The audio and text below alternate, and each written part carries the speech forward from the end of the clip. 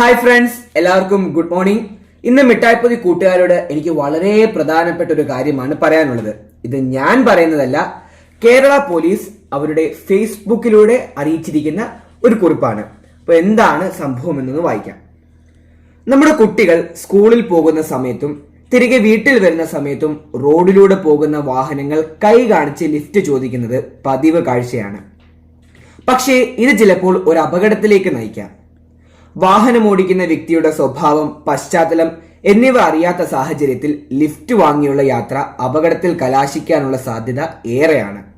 അമിത വേഗത്തിൽ വാഹനം ഓടിക്കുന്നവർ, അശ്രദ്ധമായി വാഹനം ഉപയോഗിക്കുന്നവർ, മദ്യപിച്ച് വാഹനം ഓടിക്കുന്നവർ, മയക്കുമരുന്ന് ഉപയോഗിക്കുന്നവർ, അവ കടത്തുന്നവർ, കുട്ടികളെ തട്ടിക്കൊണ്ടുപോകുന്നവർ, കുട്ടികളോട് മോശമായി പെരുമാറുന്നവർ, മറ്റു ക്രിമിനൽ പശ്ചാത്തലമുള്ളവർ എന്നിങ്ങനെ ലിഫ്റ്റ് ചോദിച്ചു പോകുമ്പോൾ കുട്ടികൾ നേരിടേണ്ടി വന്നേക്കാവുന്ന വിപത്തുകൾ അനവധിയാണ്. അതിനാൽ അപരിചിതരോട് ലിഫ്റ്റ് ചോദിക്കുന്നത് ഒഴിവാക്കുക.